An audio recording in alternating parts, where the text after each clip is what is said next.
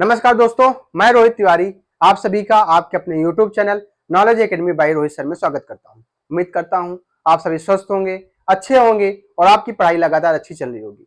आप देख रहे होंगे कि हमारे YouTube चैनल पर इलाहाबाद हाई कोर्ट से संबंधित जो मैथ के प्रश्न आते हैं प्रीवियस ईयर जो पूछे गए हैं वो, और आने वाला जो एग्जाम है उसमें कौन से प्रश्न पूछे जा सकते हैं, उसके 10 से 12 क्वेश्चन 15 क्वेश्चन एक क्लास में आपको दिए जा रहे हैं।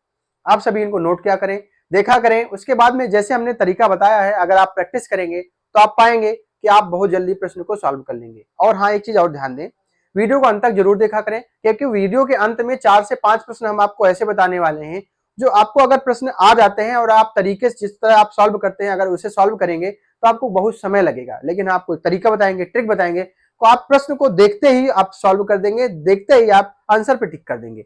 बहुत सारे व्यक्ति छात्र होंगे, छात्र छात्राएं होंगी जिनको ये तरीका आता होगा, लेकिन वो तरीका सब के लिए है, उन लोगों के लिए भी है जिनको आता है, जिनको नहीं आता है उन लोगों के लिए भी। तो आप लोग धैर्यपूर्वक सभी पूरा वीडियो देखा करें, और वीडियो को देखने के बाद, वीडियो को अंत तक देखने के बाद वीडियो को लाइक भी किया करें, और चैनल को सब्सक्राइब करने में कोई कंजूसी न किया करें, अपने दोस्तों के साथ भी शेयर करें। चलिए हम लोग शुरुआत करते हैं समय को ध्यान में रखते हुए। पहला प्रश्न है, 5 आदमी 6 दिन में 6 घंटे प्रतिदिन काम करके 12 खिलौने बनाता है। आप एक नोट कर लीजिएगा, MDH मसाला आपने सुना होगा बटे W।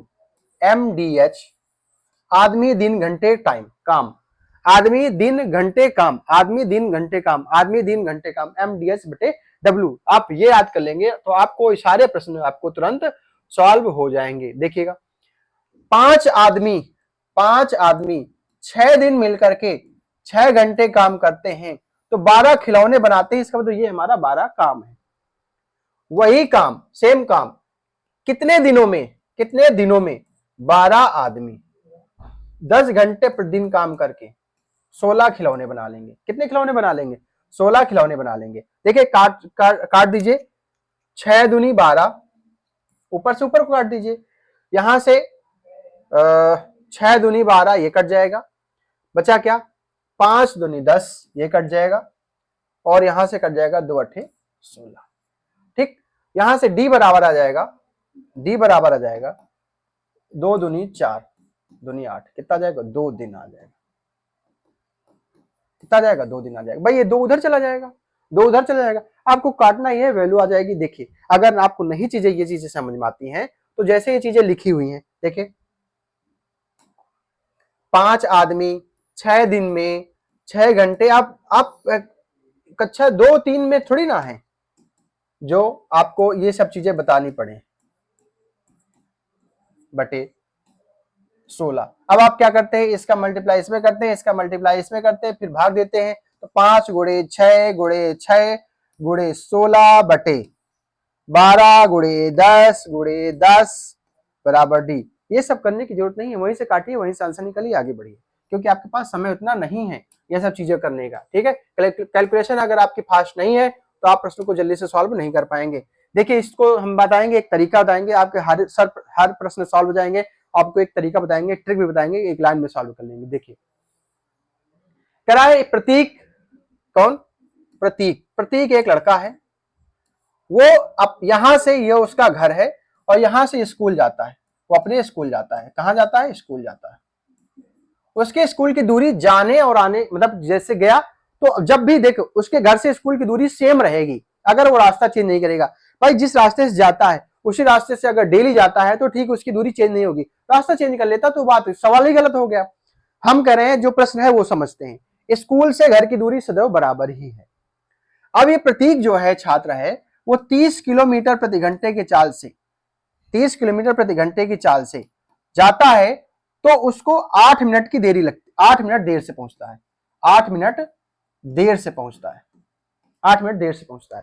और यदि वो 40 किलोमीटर प्रति घंटे की चाल से जाता है तो उसको 2 मिनट जल्दी पहुंच जाता है। 2 मिनट, देखिए यहां से 8 मिनट पहले और 2 मिनट बाद, दोनों का अंतर कितना का हो गया? 10 मिनट का हो गया। कितने का अंतर हो गया? 10 मिनट का अंतर हो गया। अब अगर दूरी समान है, जब दूरी पहले उसी दूरी को 30 किलोमीटर प्रति घंटे से जाएगा, फिर दूसरी दूरी को 40 किलोमीटर प्रति घंटे से गया, तो जब दूरी समान होती है तो चाल का उल्टा टाइम हो जाता है, तो टाइम का रेशियो आ जाएगा देखिए अभी ये नहीं काट सकते हैं इसको, अभी इसको रेशियो नहीं बना सकते, रेशियो तब बनाएंगे 0 से 0 कट जाएगा, 4:3 का अनुपात। कितना हो जाएगा? 4:3 का अनुपात हो जाएगा। अब मेरे हिसाब से कितना का अंतर इसमें? 1 का, क्वेश्चन में 10 मिनट का।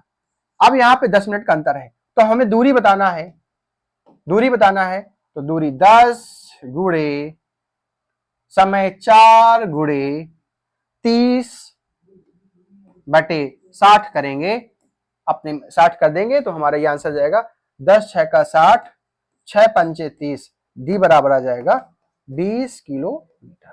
डी बराबर आ जाएगा 20 किलोमीटर। डी बराबर आ जाएगा 20 किलोमीटर।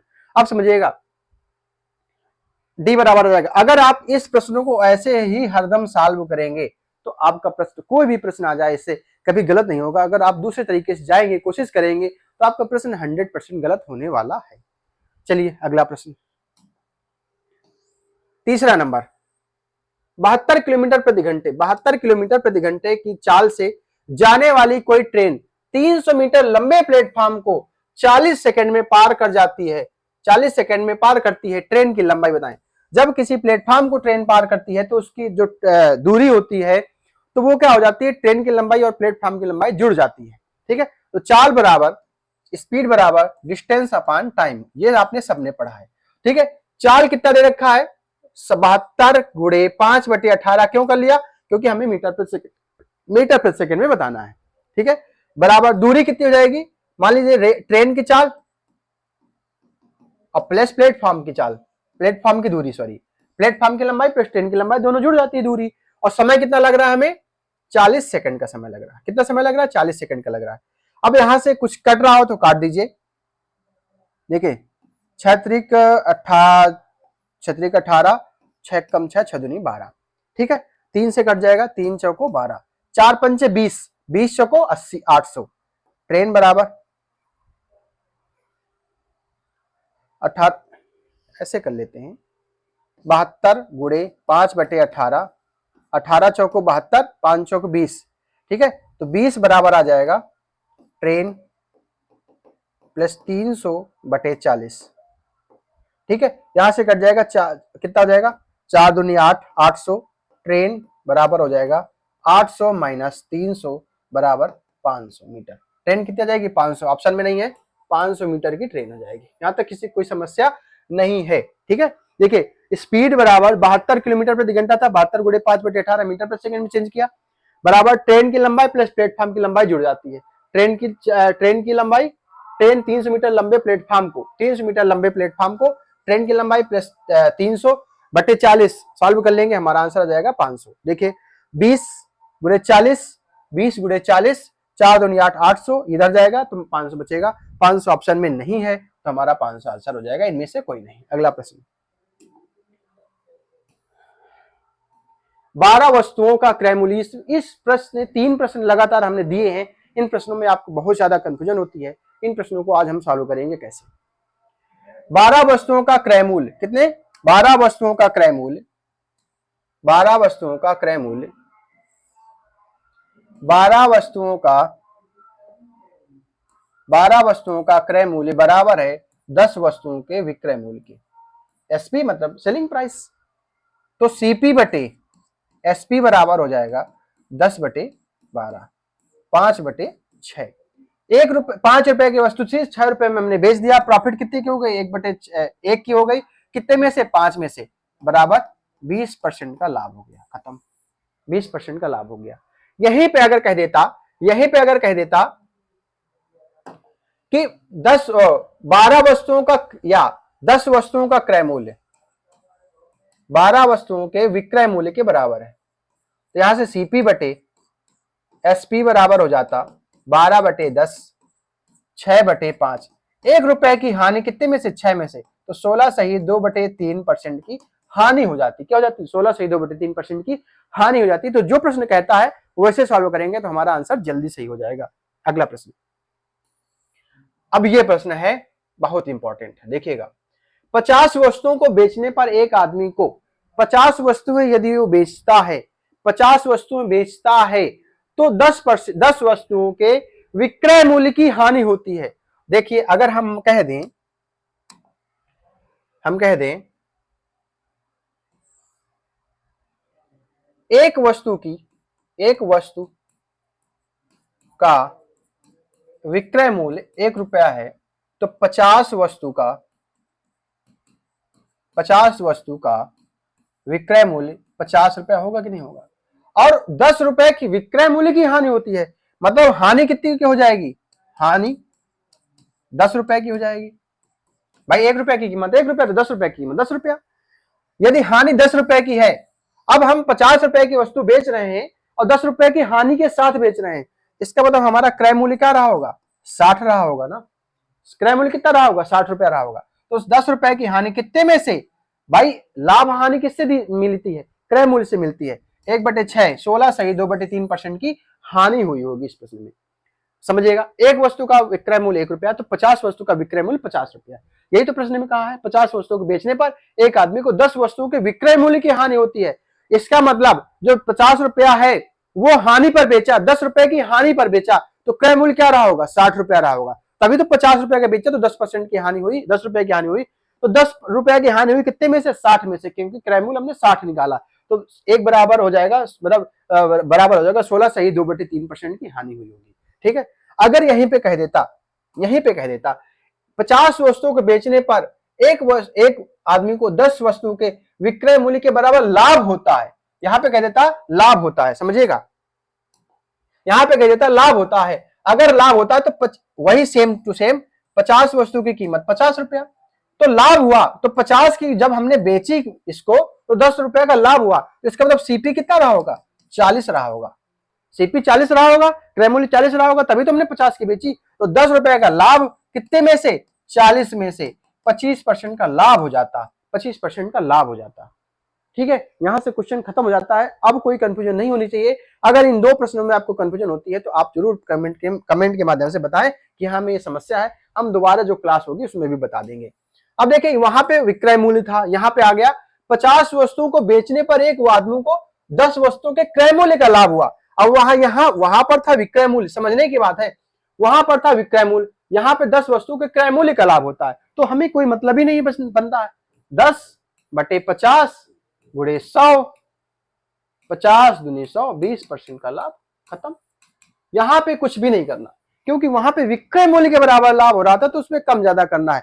यहाँ पे क्रय मूल्य ही पूछा है, क्रय मूल्य दिया है तो हमें क्रय मूल्य से भाग दे देना, खत्म करना है।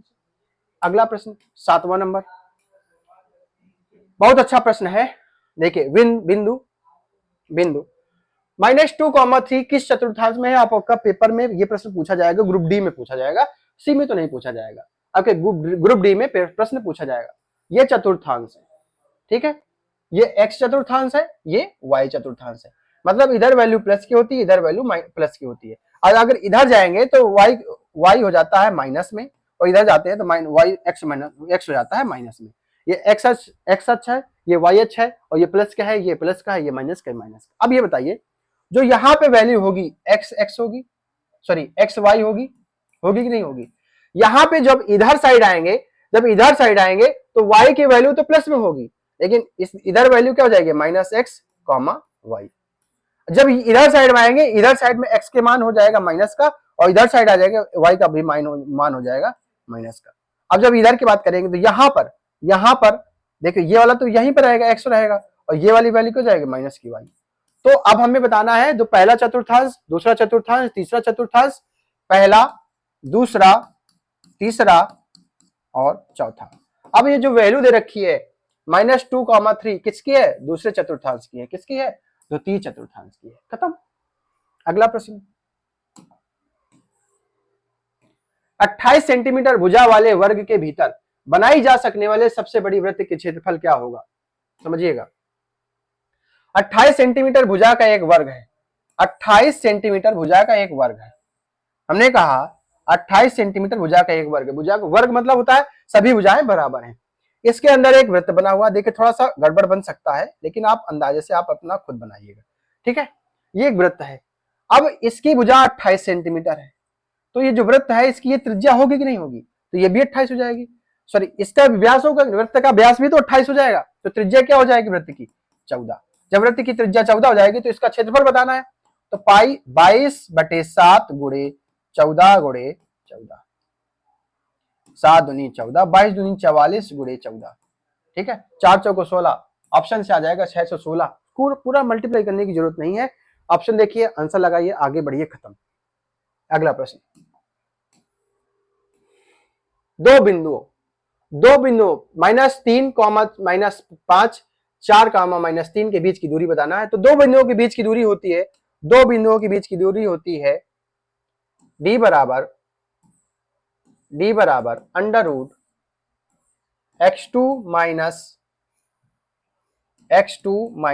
x1 का whole square minus y2 minus y1 का होल स्क्वायर। आप इसमें मान रख दीजिए, इसका आंसर खुद बताइए कमेंट के माध्यम से, जल्दी जल्दी बताइए कि इनमें से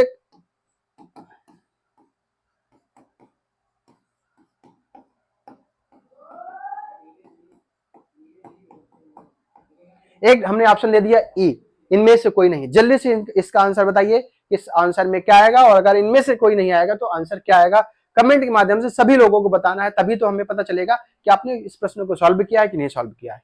अगला प्रश्न, क्योंकि इसका प्रश्न हम एक अगले वीडियो में देने वाले हैं, उस प्रश्न को सॉल्व कराएंगे, वो इससे भी अच्छा प्रश्न होने वाला है ये वाला। अगला प्रश्न, 16 सेंटीमीटर तथा 12 सेंटीमीटर की दो समांतर जीवाएं हैं। एक वृत्त होगा तभी तो वृत्त में जीवाएं बनेगी, तो एक जीवा होगी 16 सेंटीमीटर की, एक जीवा होगी 12 सेंटीमीटर की, समांतर जीवाएं होंगी। वृत्त जिसकी त्रिज्या 10 सेंटीमीटर है और वृत्त की त्रिज्या दे रखा है 10 सेंटीमीटर, आर दे रखा है 10 सेंटीमीटर के केंद्र के एक ही ओर है। ये देखिए बता दिया इसने, तभी कह रहे हैं प्रश्न को पूरा पढ़ना जरूरी है। वृत्त के केंद्र के, ये केंद्र है, इसके एक ही ओर एक जीवा ये है और एक जीवा ये है। भाई एक बड़ी है होगी एक छोटी होगी, तभी तो हाँ 16 12 है। तो अगर ये वाली जीवा 12 की है, अगर वृत्त के केंद्र से यहां पर हम एक लंब डाल देते हैं, तो ये दोनों बराबर बराबर भागों में बांट देता है। जीवा को दो बराबर भागों में, वृत्त के केंद्र से लाइन अगर जीवा पे आती है तो जीवा को दो बराबर भागों में बांट देती है। तो अगर ये जीवा, ये मान लीजिए ए, ये बी, ये सी, ये डी, अगर ये जीवा 12 की सेंटीमीटर की थी तो ये 6 की हो जाएगी, कोई समस्या। अगर ये 16 की थी, ये तो 8 की हो जाएगी, 8 की, कोई दिक्कत। अब वृत्त की त्रिज्या है 10, ये वृत्त की त्रिज्या 10 दे रखा है, और जब ये वृत्त की त्रिज्या 10 है तो इस जीवा के लिए भी ये वृत्त की त्रिज्या 10 होगी, समझिएगा, ये भी 10 होगी। अब अगर आप थोड़ा सा लॉजिक लगाएं तो इस प्रश्न को आराम से सॉल्व कर सकते हैं। आप ये बताइए, अगर ये वाले त्रिभुज की बात करें, ये वाले त्रिभुज की बात करें, तो ये कर्ण 10 है, आधार 8 है, तो ये कितनी हो जाएगी, 6 हो जाएगी 6। अब अगर इस त्रिभुज की बात करें, सॉरी इस वाले की, इसकी बात करें, इसकी बात करें, अगर इसकी बात करेंगे तो ये 10 थी, ये 6 है, तो ये पूरी कितनी हो जाएगी, 8 हो जाएगी। 8 ही पूरी है, ये 6 है, तो ये कितनी हो जाएगी, 2 हो जाएगी। दोनों समांतर जीवाओं के बीच की दूरी बतानी थी, कितनी आ जाएगी, 2 सेंटीमीटर, खत्म। अब आप तरीका लगाएंगे, एक्स लगाएंगे, वाई लगाएंगे, हमने कहा कि एक्स लगाएंगे, वाई लगाएंगे, कोई मतलब नहीं बनता। एक्स है, एक्स को जाने दो, एक्स को छोड़ दो, एक्स को भूल जाओ। अगर आप एक्स को भूलेंगे नहीं तो आप फिर प्रश्न को सॉल्व नहीं कर पाएंगे। अगला प्रश्न, दो संकेंद्रीय वृत्त जिनकी परिधियां क्रमशः 88 सेंटीमीटर तथा 132 सेंटीमीटर हैं। देखिएगा, दो संकेंद्रीय वृत्त हैं, दो संकेंद्रीय वृत्त हैं, मतलब वृत्त के केंद्र एक ही है, लेकिन दो वृत्त हैं एक दूसरे के, दोनों का वृत्त का केंद्र एक ही है, दो वृत्त हैं। जो पहले वाला है ये R1 हो गया, ये R1 हो गया, और ये R2 हो गया, इसकी त्रिज्या मान ली हमने। जो पहला वाला है R1 है, उसकी परिधि, इसको मान लेते हैं स्मॉल r, इसको मान लेते हैं कैपिटल R, ठीक है, इस तरह मान लेते हैं। तो जो स्मॉल r वाला है इसकी परिधि होती है 2 पाई r, इसको मान लेते हैं, ठीक है, परिधि हो गई। ये मान लेते हैं a और ये मान लेते हैं b, ठीक, वृत्त को मान लेते हैं, ये वाला वृत्त हो गया a, ये वाला वृत्त हो गया b। तो पहले वाले वृत्त की परिधि 2 पाई r, तो a बराबर दे रखा, परिधि कितनी दे रखा, 88 बराबर 2 गुणे 22/7 गुणे r, यहां से r निकल आएगा, 22 दूनी 44 दूनी 88, ठीक है, 2 से कट जाएगा, तो यहां से r बराबर निकल के आ जाएगा 14। जब r बराबर 14 निकल के आ जाएगा, और यहां से बात करें बड़े वाले की, तो 132 बराबर 2 गुणे 22/7 गुणे r। तो 22 काट दीजिए, 11 दूनी 22 और 11 दूनी 22, 2 छक्का 4, 2 दूनी 4, 3 12, r बराबर जाएगा 21। जब ये r बराबर 21 आ गया तो कह रहा है दोनों के बीच की दूरी, अगर इस वाले वृत्त से, बड़े वाले वृत्त से पाई r square minus pi r square को घटा दे तो हमारा आंसर आ जाएगा। तो पाई कॉमन हो जाएगा, 21 का स्क्वायर माइनस 14 का स्क्वायर, ये सॉल्व कर लेंगे। अब यहां से पाई का मान रख देंगे 22/7, या इधर ही रख कर देते हैं 22/7 गुणे, एक बार 21 14 जोड़ दो, 21 का होल स्क्वायर माइनस 14 का होल स्क्वायर, सॉल्व करेंगे आपका आंसर आ जाएगा। और आपको बताना है कि इसका आंसर कितना आएगा फिर से, ठीक है। अगला प्रश्न ऐसे सॉल्व करेंगे प्रश्न को। किसी समबाहु त्रिभुज की प्रत्येक भुजा, बहुत बढ़िया प्रश्न है। किसी समबाहु त्रिभुज की प्रत्येक भुजा 14√3 है, उसके परिवृत्त का क्षेत्रफल ज्ञात करें। एक त्रिभुज है, समबाहु त्रिभुज है, सॉरी, एक समबाहु त्रिभुज है, ये एक समबाहु त्रिभुज है। इसकी भुजा ए बराबर दे रखा है 14√3, ए बराबर 14√3। अब यहां से एक परिवृत्त खींचा जाता है, तो ये जो हमने इसकी हाइट कर दी, ड्रॉ कर दी, ये वृत्त का केंद्र हो गया। अगर यहां से एक वृत्त बना लेते हैं अंदर भी, ये अंतःवृत्त हो गया, वो बाह्यवृत्त हो गया। तो अंतःवृत्त और बाह्यवृत्त में अनुपात 2:1 का अनुपात होता है। मतलब अगर अंतःवृत्त की त्रिज्या 1 होगी तो बाह्यवृत्त की त्रिज्या 2 होगी, ठीक है। अब ये बताइए कि यहां से अगर इसकी हाइट, समबाहु त्रिभुज की ऊंचाई कैसे निकालते हैं। समबाहु त्रिभुज की ऊंचाई बराबर होता है √3/2, √3/2a। तो h बराबर आ जाएगा √3/2, a का मान दे रखा है 14√3, ये 7 आ जाएगा, h बराबर आ जाएगा 7 × 21। भाई √3 × √3 3 होता है, तो 7 × 21। जब एक बराबर h बराबर आ गया 21, h बराबर आ गया 21, तो h को टोटल यहां से यहां तक कितनी है 3, 3 बराबर 21 के, 1 बराबर 7 के, तो इसकी त्रिज्या हो जाएगी 7, इसकी त्रिज्या हो जाएगी 14। तो बाह्यवृत्त की त्रिज्या बतानी है, पाई r स्क्वायर 22/7 गुणे r कितना दे रखा है 14 गुणे 14, 7 दूनी 14, 14 दूनी 28, 22 गुणे 28, 8 दूनी 16, किस में है 2 में है। अब आपको बताना है कि इसका आंसर 22 दूनी 44,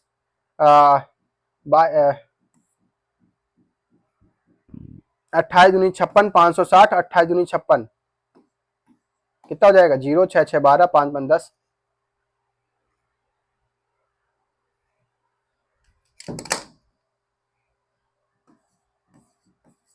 जोड़ दीजिए 28 दूनी 56, खत्म आंसर, 6 5 11, 616 आंसर आ जाएगा, खत्म। अगला प्रश्न खत्म। अब ये भी प्रश्न खत्म हो गए। इसके बाद में जो प्रश्न आएंगे, आपको ऐसे प्रश्न दिए जाएंगे जो आपके पेपर में बहुत ज्यादा इंपॉर्टेंट होंगे, और साथ साथ में प्रीवियस ईयर भी दिए जाएंगे। यहां से 10-12 प्रश्न हर वीडियो में आपको दिए जाते हैं, इसलिए आप चैनल को सब्सक्राइब जरूर कर लिया करें, ताकि आपको जो भी वीडियो आए आपको मिले। और वो वीडियो आपके लिए बहुत ज्यादा इंपॉर्टेंट होने वाली है। जब आप पेपर देंगे तो आपको खुद ही पता चल जाएगा। आप हमारा विश्वास जरूर करें। मिलते हैं नेक्स्ट वीडियो में, धन्यवाद।